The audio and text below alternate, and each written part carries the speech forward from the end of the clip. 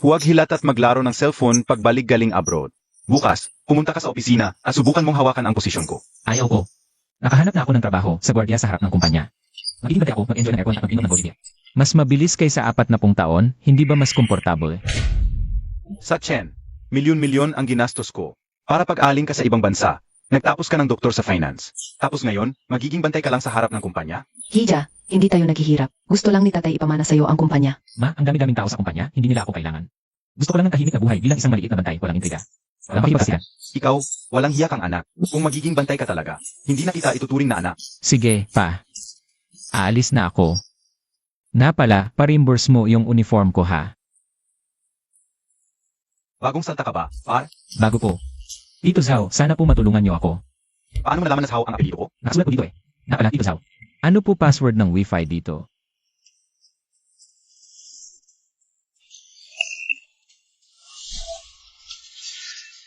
Balita ko dati ngayon ang mga nagino para magsimula. Baka siya na ang magiging bagong boss natin. Sabi nila galing sa abroad, matalino, mayaman, at gwapo pa. Tumayo kayo na maayos. Kapag dumating ang sasakyan, magpalakpakan kayo lahat. Huwag niyo siyang ipahiya.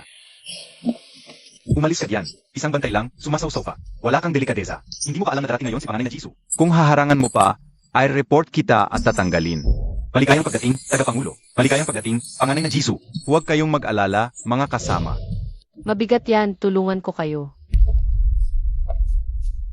Ano? Nagkataon lang bang dumating si Bis? Motsuan ngayon? Huwag na mag-abala, Bis. Motsuan, ako na ang magbuhat nito. Hindi tulad ng ilan. Kahit maliit na bagay ayaw pang gawin, walang pagiging lalaki. Tignan mo yan, ayaw mana ng negosyo. Gusto maging bantay. Talaga, wala na tayong magagawa sa kanya. Hayaan mo na siya kung yun ang gusto niya. Nakita naman ninyo. Sinadyang tulungan ako ni Bis. Motsuan sa mga daladalahan ko. Kitang-kita ang samahan namin. Paano ko siya papayagang magbuhat? Hindi tulad ng ilang bantay. Tamad at puro daya lang ang alam. Huwag mong isipin, Xiaosu. Napakasipsip talaga ng mga to. Salamat sa pag-isa mo sa kanila, Tito. Ito para sa'yo. Magkapit tayo minsan. Six, di na ako mahiya, Xiaosu. Ang galing mong makipagkapwa-tao. Pero, sa mga bantay lang naman talaga bagay ang ugali mo.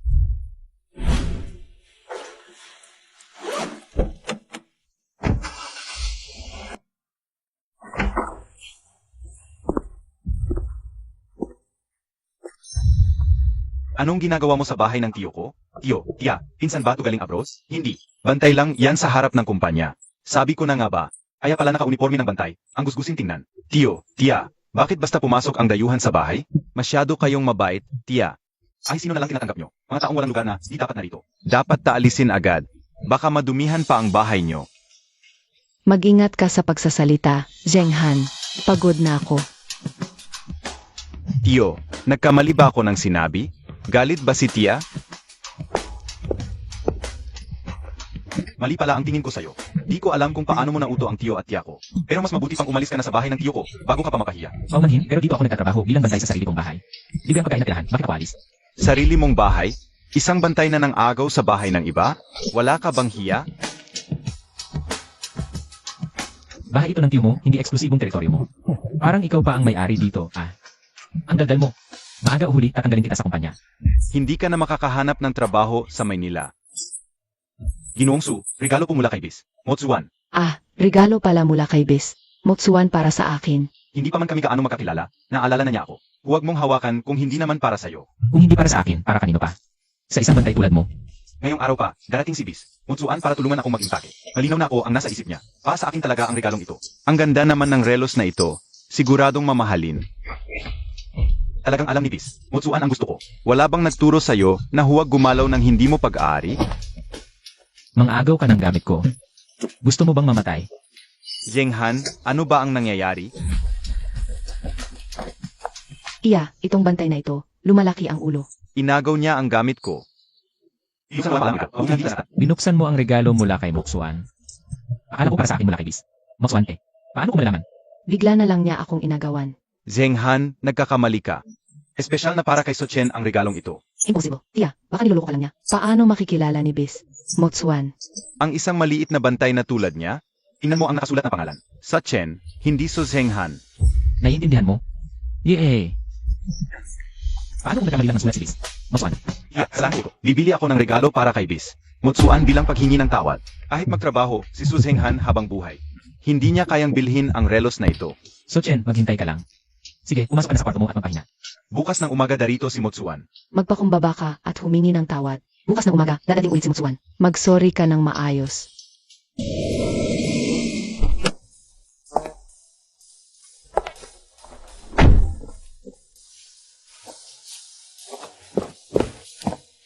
Bis, Motsuan, nandito na kayo. May hinahanap ako.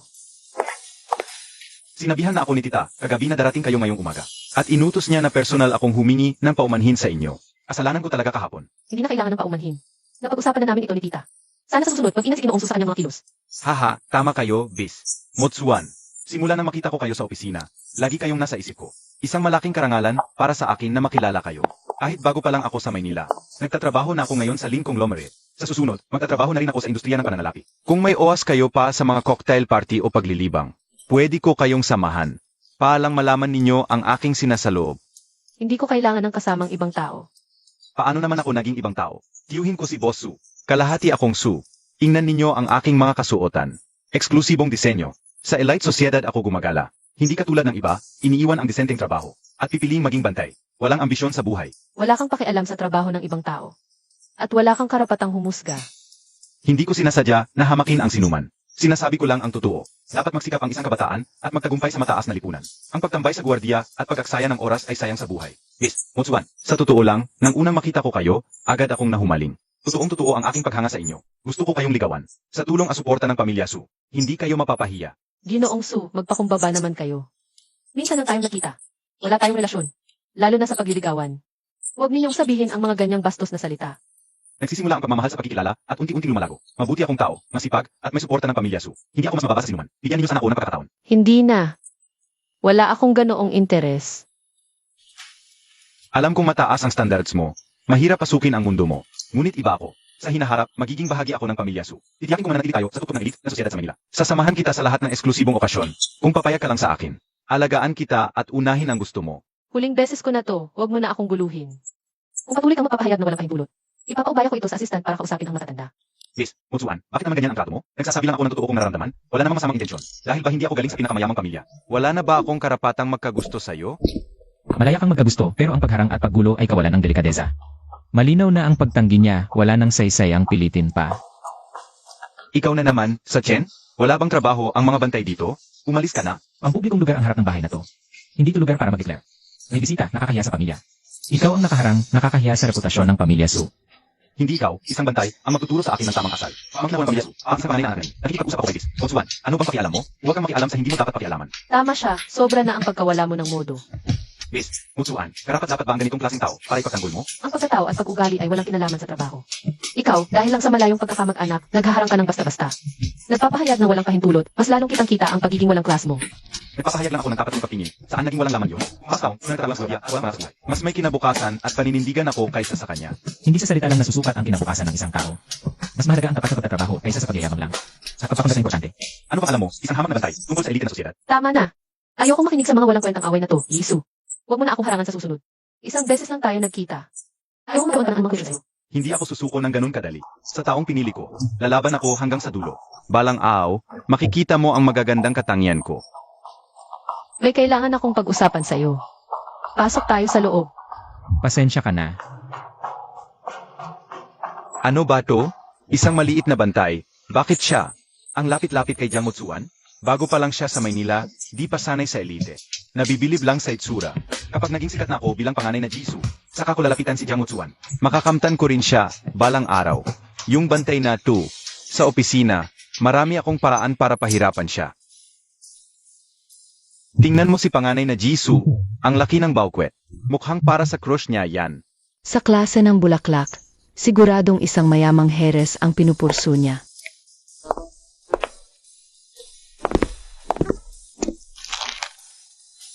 Pakidalhin mo nga itong bawkwet. Kay Bis, Motsuan, sabihin mo, tunay ang paghanga ko sa kanya. Sana makita niya ang sincerity ko. Pasensya na po, hindi tumatanggap si Bis, Jiang, ng bulaklak o regalo mula sa mga hindi niya kilalang lalaki. Hindi rin po kami nagpapadala ng mensahe. Sinabi ni Bis, Jiang, na sana, wag na po kayong mag-effort pa para sa kanya. Isang maliit na bagay lang to. Tulungan mo na ako. Pamangkin ako ni Boss Lin. May pangalan din ako sa kumpanya. Magkikita-kita pa tayo. Hindi naman ako respeto. Talagang pasensya na po. Hindi ko pwedeng suwayin ang utos ni Bis, Jiang. Pakiusap, Jisoo, maging disenteng tao na lang po kayo. Huwag na po kayong gumawa ng mga ganito. Nakakahiya lang para sa lahat. Sa'yo na to. Salamat, panganay na Jisoo. Hintayin mo lang ako. Sa opisina, marami akong paraan para pahirapan ka. Sa huli, susunod ka rin sa kin.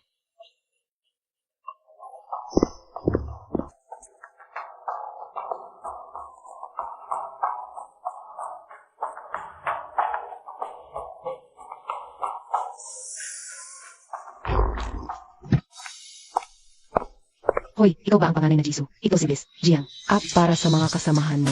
Dito mo na lang ilagay, kukunin na lang nila mamaya. Ito si Bis, Jiang. Espesyal na dinala mula sa Tsinyang, dahon ng langit na tsa. Espesyal na para sa iyo. Mali kayo. Ako ang tunay na panganay na Jisoo. Isang bantay lang yan. Paano nga dapat na tumanggap ng ganito? Kailan bakit? Wala pa kayong mga mata? Di ba kayo marunong tumingin? Sino ka nga pala, Ginoo? Dilat ang mga mata mo. Kumpanya ng tatay ko ito. Ako ang tunay at lehitimong panganay na Jisoo dito. Tingnan mo yan, mumurahing uniforme ng bantay. Ako, puro mamahaling gamit. Sino ang tunay na Ginoo? Sa isang tingin pa lang, halata na. Sige na, malaki ang puso ko. Di ako makikipagtalo sa mga katulad ninyo. Ilagay nyo na yan at umalis na kayong lahat dito.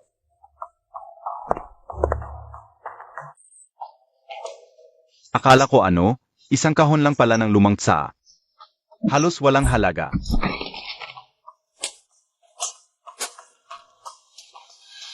Ikaw, dalhin mo ang lahat ng kape na yan sa loob ng gusali.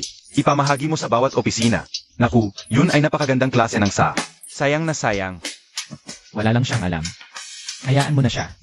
Tito Zhao, ang dahon ng langit na ito, napakasarap. Ang tamis sa dulo. Balikan ko, kukuha ako ng 2 pang kahon, tayo lang ang inom. Sag, ang gantong sa, bihira lang makakuha. Panganay na Jisoo ang nag-utos na ihatid mo ang kape. Bakit nakatayo ka lang diyan? Aman.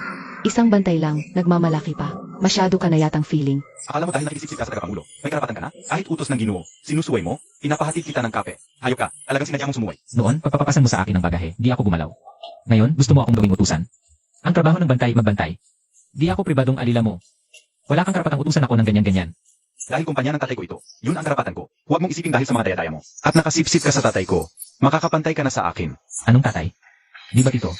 Panganay na Jisoo. Kailan naging sa inyo ang kumpanya nito? Isa ka lang oportunistang nagsisipsip sa mayayaman. Pumasok ka bilang bantay. Di pa magtrabaho na maayos, kundi para makisipsip sa tatay ko at umangat. Huwag kang mag-alala, panganay na Jisoo. Nakikita namin ang lahat. Talagang hindi namin palalampasin ang gantong klaseng tao. Diretso na nagsumbong si Jisoo kay GNG. Jiang, kakampi mo ang ina mo. Sutil ka talaga. Tingnan natin kung paano kita pagbabayarin. Ginagawa mo akong halimbawa para magpakitang gilas. Sige, abangan ko. Tingnan natin kung hanggang kailan ka magmamalaki sa kapangyarihan ng iba. Nay, hinamak ako sa harap ng lahat at binuhusan ng kape. Anong gagawin ko? Hindi naman kailangan patayin. Palayasin mo lang siya sa Maynila. Tapos bayaran niya ako ng pera, okay na yun. Hahaha, natatakot ako. Papatayin daw ako. Abangan ko kung sino talaga ang nanay mo. Hahaha, Jiaosu, baka dapat magpakumbaba ka na kay panganay na Jisoo. Humingi ka na lang ng tawad. Huwag kang mag-alala, Tito Zhao. Wala akong problema.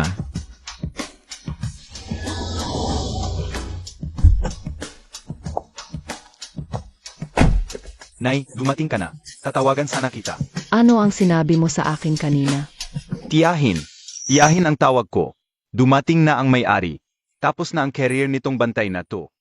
Humarap pa kay panganay na Jisoo. Nagpapanggap pa para makalapit sa tagapangulo. Gayon din, siguradong palalayasin siya. Tingnan mo ang hitsura niya, ang gulo-gulo. Wala man lang respeto.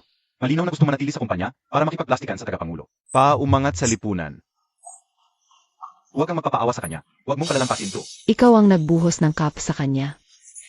AME, hindi ko sinasadya yon.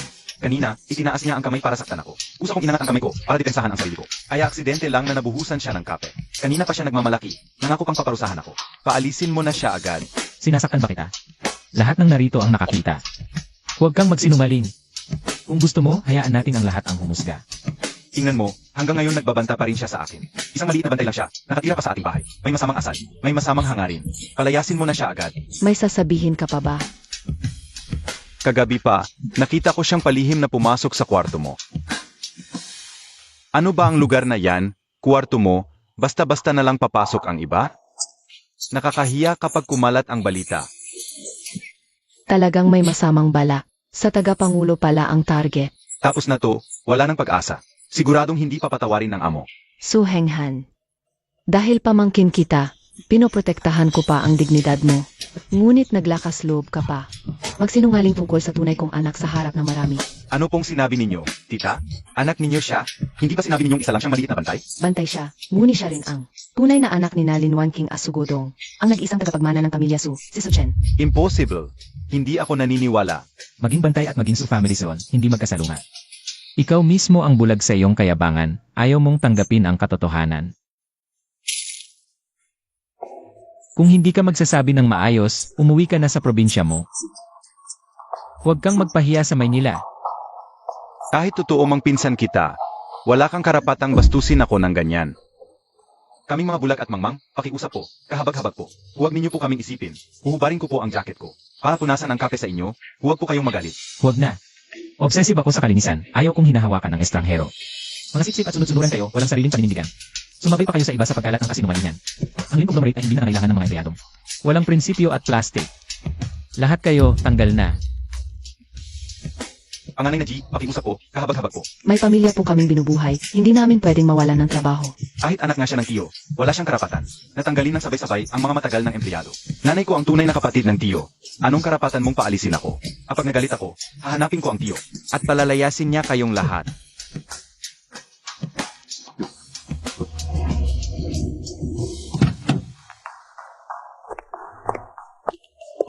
Anong nangyayari dito?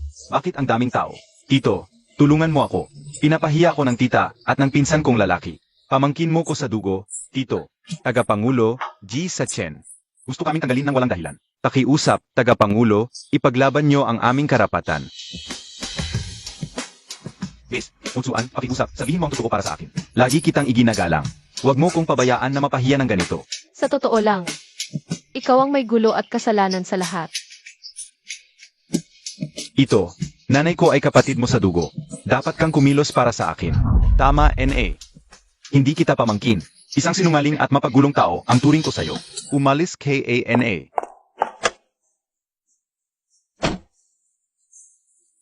Galit na ang nanay mo. Kailangan kong habulin siya. Ang mga empleyadong ito na nagkakagulo, bahala ka na sa kanila. Ayaw ko nang makialam. Ayaw kong pahirapan kayo, pero dapat may konsensya at prinsipyo kayo sa buhay. Sumabay kayo sa paninira. Panganib lang kayo sa kumpanya. Mag-empay ka at umalis na tahimik sa Maynila. Kung ipipilit nyo ang mga pamamaraan ng Jayang at Pamilya Su, dapat ay narinig nyo na. Huwag nyo lang idamay ang pamilya nyo. Pinsan, mali ako. Hindi ko alam na ikaw pala ang panganay na Jisoo. Naging mapagmataas lang ako at nagkamali. Pakiusap, patawarin mo ako ngayon. Hindi na ako ulit, pangako. Binigyan na kita ng napakaraming pagkakataon na maging maayos na tao. Ngayon ka lang nagmamakaawa. Huli nila ni lahat. Pinsan, pakiusap, huwag mo kong palisin. Huwag mo kong papanagutin sa pera. Hindi talaga kaya ng pamilya namin. Huwag kang mapagkatawawa para maawa ko sa'yo. Ang pelong regalo sa akin ni Jayang Moksuan ay nagkakahalaga ng 3 milyon. Ang saan ay tinapon mo ay nagkakahalaga ng 150,000. Magkasama, 450,000 ang kabuang bayan. Magbayad ka. O harapin mo ang batas. Ikaw ang bahala sa mga kahinatnan. 450,000? Gusto mo bang patayin ang mga magulang ko? Ikaw ang may gulo. Wala itong kinalaman sa tito at tita. Hindi ko sila pipilitin na magbayad. Sa halip, ako ang tutupad sa obligasyon na alagaan sila sa kanilang pagtanda. Pero ang mga kasalanan mo, ikaw ang dapat magbayad. Wala talaga akong pera. Pinsan, pakiusap, patawarin mo na ako. Kapag nagkamali, dapat kang magbayad. Walang pagkakamali sa mundo na. Napapawi lang sa isang pasensya na. Hay gusto ko lang naman maging isang payapang bantay. Magpalamig, uminom ng Goji Dia, mag-relax. 2 araw pa lang akong nagtatrabaho. Pinilit mo akong ilantad ang tunay kong pagkatao. Hay kung hindi ako makakapagpahinga ng maayos dito. Baka mas mabuti pang pumunta na lang ako sa harap ng Jayang Conglomerate. At magpatuloy na maging bantay doon. CJ, kahit saan mo gustong maging bantay, susuportahan kita. Ang pintuan ng kumpanya ko ay laging bukas para sa'yo. May pwesto para sa'yo. Kuya, talagang wala akong 40,000 piso. Isa lang akong ordinaryong intern. Ilang libong piso lang ang sahod ko. Hindi ko kaya bayaran yan habang buhay. Wala na akong magagawa kundi magpakamatay. At lahat tayo mapapahiya. Huwag mo akong takutin sa pagpapakamatay. At huwag mong isali ang tita at tito mo. Ikaw mismo ang naghangad ng karangyaan, nagpanggap bilang iba. Sino ang mamahaling gamit na sinungaling ka at nanakit? Mula simula hanggang katapusan, walang pumilit sa'yo. Ang isang adulto na nagkamali. Dapat humarap sa mga kahihinatnan. Sadyang pinag-initan mo lang ako. Di ba? Ikaw, ang panganay na Jisoo, may bilyon-bilyong yaman. Bakit ba ako ang inaasinta mo sa maliit na bagay na ito? Galit ka lang dahil malapit ako kay Bis. Motsuan.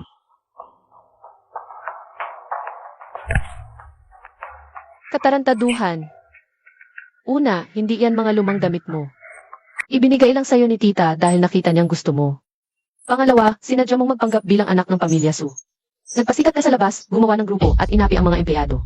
Hindi yan maliit na bagay. Panghuli, sinadya mong makipagkaibigan sa akin. Pinagsismisan at pinahiya mo si Sachen sa harap ng lahat. Bawat isa sa mga yan ay sapat para kasuhan ka. Sa totoo lang, ang sarili mong kayabangan ang dahilan. Kung nagtrabaho ka lang ng maayos, sino ang magkakaproblema sa'yo? At nagreklamo ka pa ng kuripot si Ginoo. Kung iba yan, Matagal na sanang dinala sa presinto. Huwag kayong magsalita ng ganyan. Kung hindi dahil sa inyong lahat na sumasamba at sumusunod sa akin, hindi ako abot sa ganito. Ngayon, nangyari na to. Lahat kayo, sa kinyo ipinasa ang sisi. Kami ang nagsipsip sa'yo, ikaw ang nagpapanggap na mayaman araw-araw. Nagmamalaki ka sa hapo, kinukutya mo ang tunay na panganay na Ginoo. Kaming mga bulag, sumunod lang sa uso para makisipsip. Ikaw, ang linis-linis ng pagkakagawa mo sa sarili mo. At ikaw, isang matandang bantay, hindi ka man lang tumulong sa akin. Tinulungan mo pa ang mayayaman para apihin ang ordinaryong tao. Hindi ka sana nag-usap para magbuhat ng gamit ko. Hindi sana abot sa ganito, to. Binata, dapat may konsensya ka. Nung una, mabuti ang loob kong tinulungan ka. Binuhat ko ang gamit mo, tapos biglang nagmalaki ka. Nagkalat ka ng sismis laban sa iyong panganay na Ginoo. Sa buong buhay ko, hindi pa ako nakakita ng tao. Kasing galing mong magbaligtad ng katotohanan.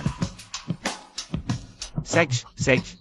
Ang pamilya Su ay nakipagsabuatan sa mga dayuhan at empleyado. Pinagsabuatan nila ako bilang dayo. Hindi ako papayag. Hindi ko tatanggapin ang bayad pinsalang to. Kung ayaw mong makinig sa mabuting pakikipag-usap, at gusto mo lang magwala, edi diretsong abogado na ang kausapin ko. Isasakdal kita sa pagnanakaw at sadyang pagkasira ng gamit. Panihirang puli at paghamak. Kapag naisang pa na to, may record ka na. Hindi ka makakapag-apply, makautang o maglakbay ng madali. Habang buhay kang hindi makakataas ng ulo. 2 linggo, 4,500,000. Paano ko makakalap yon? makipag-ugnayan ka sa mga malalaking kumpanyang nasa paligid ng Manila. Ipaalam mo sa kanila ang mga ginawa ni Sisinghan. Ang ugali at moralidad niya sa lahat ng INC. Walang malaking kumpanya sa Maynila ang dapat mag-empleyo sa kanya. Opo, Bis. Jiang. Huwag niyong putulin ang aking daan at trabaho. Gusto niyong patayin ako. Ikaw mismo ang naghukay ng sarili mong hukay, hindi kami ang pumilit sa'yo. Kung tahimik ka lang, walang problema. Pero ang hilig mong magpanggap at magpasikat. Paulit-ulit kang gumawa ng masama.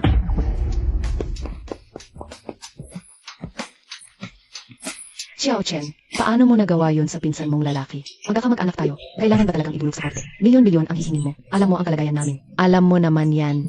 Halatang gusto mong patayin si Zheng Han. Tia, iginagalang kita bilang nakatatanda. At binigyan kita ng sapat na respeto. Pero ang mga ginawa ng anak mo, Alam mo ba? ginamit ang mga mamahaling alahas ko. Nagpanggap bilang panganay na Yisu. Nang api sa mga empleyado sa kumpanya. Hinarap ako sa villa ng may kahiyan. Kinuha ang regalo sa akin ni Bis. Moswan, itinapon ang dahon ng langit, binuhusan ako ng kape. Gumawa ng chismis laban sa akin, binabaligtad ang katotohanan, ng gugulo. Paulit-ulit siyang nang-aabuso, at paulit-ulit akong nagtimpi. Bata pa lang siya. Hindi pa alam ang tama. Ambisyoso lang ng kaunti. Hindi naman siya nagnakaw o ng hold up. Bakit mo siya pinag-initan? Ili, Yung mga bagay na yon nakatambak lang naman. Hindi mo naman ginagamit. Ano ba ang problema kung ibinigay mo na lang sa kanya? Magkakamag-anak naman tayo. Bakit kailangang magbilangan? ang aking mga pribadong ari-arian, kahit nakatambak ay akin pa rin. Kung ibibigay ko, kabutihang loob yon. Kung hindi, karapatan ko yon. Ginamit niya ng walang pahintulot. Nagpanggap at nanloko gamit ang pangalan ng iba. Hindi yon kabataan o kahangalan. Masamang ugali na yan. Kung ako ngayon ay isang ordinaryong bantay, walang koneksyon sa pamilya Su. Matagal na sana niya akong inapi at pinalayas, kasabwat ang mga empleyado. Walang sino man ang magsasabi ng isang salita para sa hustisya. Zheng Han, mag-sorry ka na sa pinsan mo. Humingi ka ng kawad para kumalma na ang galit niya. Huwag nang sirain ang samahan ng pamilya. Patawad, kuya. Nagkamali ako. Huwag sana akong nagyabang at nagsinungaling. Dapat hindi ko sinira ang gamit mo. Pakiusap, huwag mo akong isasakdal. Hindi mababawasan ng bayad, pero may ibang paraan tayo. Hindi kailangan ng cash agad. Pwede kang pumirma ng installment agreement. Bayaran mo sa loob ng 5 taon, walang interes. Hindi kita isasakdal o hahadlang sa trabaho. Nasa sayo na lang kung magiging matino ka. Talaga? Pwede ngang installment sa loob ng 5 taon at walang interest? Basta umalis ka kaagad sa Lincoln Lomery. Mag-resign ka sa internship mo at lumayas ka sa mansyon ng Pamilya Su. Mula ngayon, mamuhay ka ng tahimik at maayos. Huwag mo nang gamitin ang pangalan ng Pamilya Su para magdaya sa labas. Huwag kang makialam kapag nagulo ka, kanselado ang installment. Kailangan mong bayaran ng buo agad at idudulog na kita sa korte. Sige, papayag ako. Magre-resign na ako ngayon din alis na ako sa mansyon. Hindi na ako gagamit ng pangalan ng pamilya Su para magyabang o makipag-away.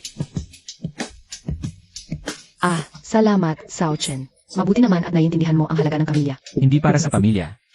Para sa dignidad ni tita. Kapag may susunod pa, wala nang awa-awa.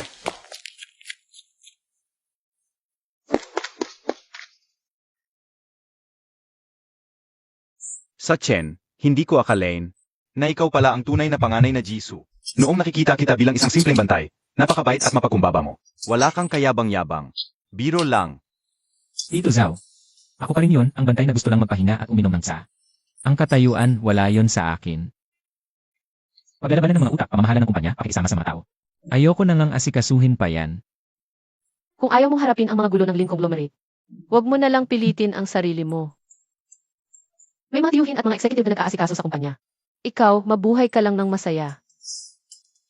Gusto ko pa rin matupad ang pangarap ko. Maging isang chill na bantay, naka-aircon, umiinom ng goji berry tea. Walang pakialam sa mundo. Dito sa Lin Conglomerate, palaging may gulo, ang daming plastikan.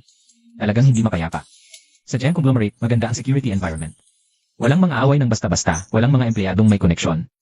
At walang mga peking kamag-anak na makikialam. Pupunta ako sa harap ng opisina mo para magbantay. Bigyan mo lang ako ng pwestong walang istorbo. Walang makikialam, walang mga abala, pwede ba? Siyempre pwede. Ipapag-utos ko na ngayon. Ang bantay sa pangunahing pintuan ng Giant Conglomerate. Laging nakatoka sa'yo, hindi ka na kailangang magronda. Hindi ka na mag-overtime, nakaupo ka lang sa gwardiya, naka-aircon. Umiinom ng tsaa, walang makakautos o makakaistorbo sa'yo. Dadaan ako sa harap ng gwardiya mo araw-araw papasok at pauwi. Sakto, makakapagkwentuhan tayo. Ayos din yon. Magbabantay ako at makikita kita araw-araw. Mas komportable pa yon kaysa maging tagapangulo. Ito ang buhay na gusto ko. Walang mamanahing bilyon-bilyon. Walang pakikipagagawan sa opisina. Walang asikasuhing away ng mga kamag-anak.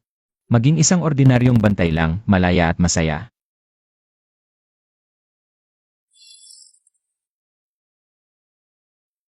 Sulit na sulit ang pinautang ko para lang sa peking sweet na to. Sa Chen. Kung hindi ako magiging masaya, babagsakin din kita. Kamusta, mga bossing? Hindi ko ata kayo kilala. Saan kayo nagtatrabaho? Pamangkin ako ng tagapangulo ng Lin Conglomerate na si Sugod. Ako si Su Zhenghan. Kalahati na rin akong Su. Kaya madalas akong nasa Maynila businessin. Pamangkin pala ni Boss Su. Paumanhin, hindi kita nakilala. Narinig ko na may isang batang Su. Pero hindi ko inakala na ikaw pala yon, Jisoo. Huwag na lang nating pag-usapan. Mahirap ipaliwanag ang mga problema sa pamilya. Dapat sana ako ang magiging tagapagmana at mag-aral sa negosyo ng pamilya Su. Pero ligit na anak siya. Sobrang seloso. Sinisiraan niya ako at sinasadya pang itago ang tunay niyang pagkatao. Nagpanggap pa siyang ordinaryong bantay para hindi siya mapansin. Ganun ba? Ang tunay na anak ng pamilya Su, tinalikuran ang negosyo. Para maging bantay? Hindi lang basta bantay. Tamad yung tao. Gusto lang niya ng buhay na walang problema. Wala siyang ambisyon sa buhay. Iniwan niya ang bilyon-bilyong negosyo. Araw-araw, nagtatago lang siya sa gwardiya at tamad. At dahil inggit siya sa akin at sa potential ko, sinisiraan niya ako at pinahihirapan ako sa lahat ng paraan. Pinagmulta pa niya ako ng malaki. Pinalayas niya ako sa mansyon ng Su at sinira ang kinabukasan ko. Hindi ko akalain na ganoon pala ang ugali ng tunay na anak ng Su. Ikaw ba, Jisoo, na pamangkin, ang napag-initan? Nakakalungkot naman. Ayoko sana magkalat ng tsismis tungkol sa pamilya. Pero wala na akong magawa. Maganda naman ang pinanggalingan ko. Maganda ang isura ko. Magaling akong makipag-usap at ambisyoso ako. Dapat matagal na akong nakatayo sa elite na sosyedad. Pero may isang tao na patuloy na sumisira sa akin at humahadlang sa akin. Sa totoo lang, matagal na kaming magkakilala ni Bis. Moyan ng pamilya Jiang. Napakaganda ng ugali ni Bis. Moyan at napakayaman ng kanyang pamilya. Nagsimula na kaming magkagusto sa isa't isa. At may pagkakataon pang umusat. Pero may isang taong sadyang nanggulo at naghasik ng away sa amin. Sinira niya ang pagkakataon ko. May koneksyon pala si Jisoo kay Bis. Jiang, isa siya sa mga pinakamayamang dalaga dito sa Maynila. Mahirap talagang makalapit sa kanya. Kaya pala ang galing ng dating ni Jisoo. May koneksyon pala sa elite na sosyedad.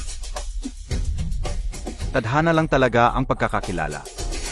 Sayang lang, may mga taong makitid ang utak. Ayaw nilang maging maayos ang buhay ko. Pagdating ng tamang panahon, kukunin ko ang lahat ng dapat sa akin.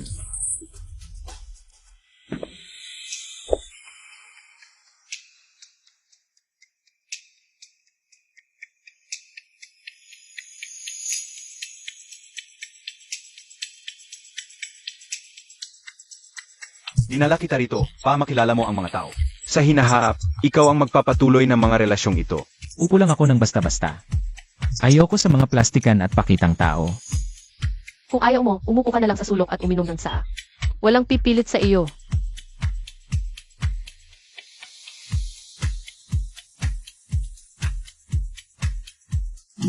Ha ha ha. Paano siya nakapasok sa pribadong party na ito? Sino ang nagpapasok sa kanya?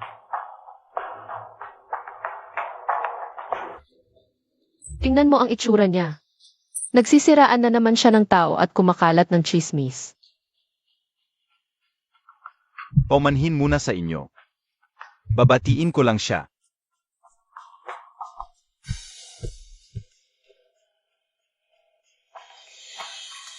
Bis, Motsuan, ang swerte naman. Hindi ko inaasahang makikita kita rito. Mula nung huling pagkikita, lagi kitang iniisip. Napakaswerte na nakita tayo uli sa party na ito. Samahan kita sa paglibot, ipakilala kita sa mga kilalang negosyante. Para maging koneksyon mo sa negosyo. Hindi na kailangan. Bis, Motsuan, alam kong mataas ang standards mo. Hindi basta-basta ang makakapasa. Pero ang nararamdaman ko, sana maramdaman mo rin. Suportado ako ng pamilya Su. Malaki ang hinaharap ko. Mula sa itsura, pamilya, hanggang sa pananalita, bagay tayo. Kumpara sa mga taong nagtatago lang sa gwardiya, walang ambisyon, at umaasa lang sa impluensya para mang-api. Ako ang karapat-dapat na tumayo sa tabi mo.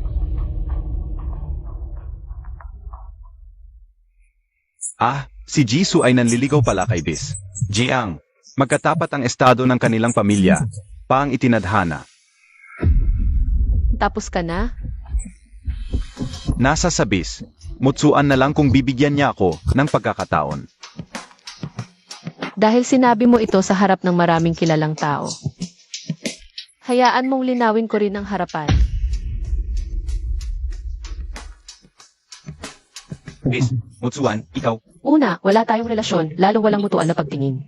Simula-simula, ikaw lang ang nagpapakita ng interes na walang dahilan. Pangalawa, ang paglapit mo ay sobrang kapal ng mukha. Pangatlo, ang suot mong high-end na damit. Peke lahat, ang tunay na elite na sosyedad. Agad makikita ang pagkakaiba. Huwag kang magpanggap. Anong sinasabi mo? Tunay itong high-end. Paano naging tech? At panghuli, ang taong sinasabi mong natatago. Sa gwardiya at inaapi mo, hindi siya basta-basta. Siya ang tunay. At nag-iisang tagapagmana ng Lin Conglomerate, si Sochen.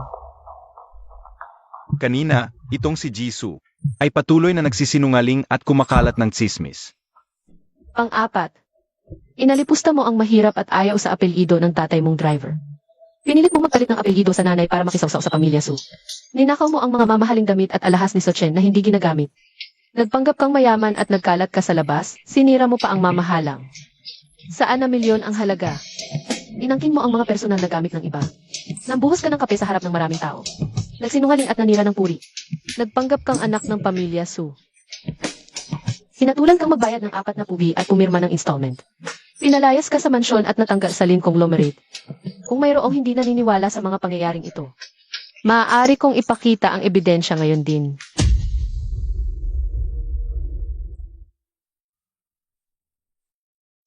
Yun pala, lahat ay kanyang mga gawa-gawang kasinungalingan. Binabaligtad niya ang katotohanan. Napakasama ng ugali niya. Nagpanggap siya, nagnakaw ng gamit ng iba. Tapos kumakalat pa ng tsismis laban sa taong tumulong sa kanya. Hindi totoo yan. Huwag kayong maniwala sa kanya lang. Sila ang nang-api sa akin dahil sa kanilang kayamanan. Pinagkakitaan nila ako ng malaki, ako ay napagbintangan. Napagbintangan. Kailan ka namin napagbintangan sa pamilya Su? Tio, bakit nandito ka rin? Isinasaalang-alang ko na ang nanay mo ay kapatid ko. Kaya paulit-ulit kitang pinagbibigyan at iniis. Binigyan kita ng trabaho, pinatira kita sa bahay. Binigyan kita ng mukha sa lahat ng pagkakataon. Pero ikaw, ginamit mo ang pangalan ng aming pamilya. Ninakaw ang gamit ng anak ko. Nagpanggap na tagapagmana, binabaligtad ang katotohanan. At siraan ang anak ko sa harap ng maraming tao sa party. Pinagsismisan mo ang mga usapin ng aming pamilya. Sa lahat ng ginawa mo, alin ang karapat-dapat sa awa ng iba? Gusto mong makisali sa elite na sosyedad, makipag-ugnayan sa mga mayayaman. At manligaw kay Bis. Motsuan, naintindihan ko yan. Pero ang paggamit ng kasinungalingan at paninira para lang umangat, ay nagpapakita ng maliit mong pag-iisip at masamang ugali. Sadyang nagpanggap kang ordinaryong bantay noon. Paalang mapahiya ako, di ba? Hindi ko sinasadyang itago o lokohin ka. Ikaw mismo ang nagpakain sa sarili mong kayabangan at pagtatanggol sa sarili. Ikaw ang nagpilit magpanggap bilang panganay na Hesu. Minamaliit at pinagsismisan mo ang mga bantay ng walang awa. Nakakabilib talaga. Nakakita na ako ng mga mapagpanggap. Peke lang ang damit para magpanggap na mayaman. At kumakalat ng tsismis laban sa tunay na may-ari. Nakakahiya ka talaga. Wala akong ginawa. Nagkamali lang ako sandali. Gusto ko lang ng lugar dito sa Maynila. Walang masamang intensyon. Para magtagumpay, magsumikap ka ng totoo at huwag magdaya. Ang panloloko at paninira sa iba, simula ngayon. Lahat ng high-end na party at pribadong grupo sa Maynila ay ipagbabawal ka na ng permanente. Sa anumang elite na okasyon sa hinaharap. Walang magbibigay sa iyo ng pagkakataon o lugar. Palayasin siya. Huwag na siyang payagang makapasok muli. Opo, Boss Lin. Tara na, tol.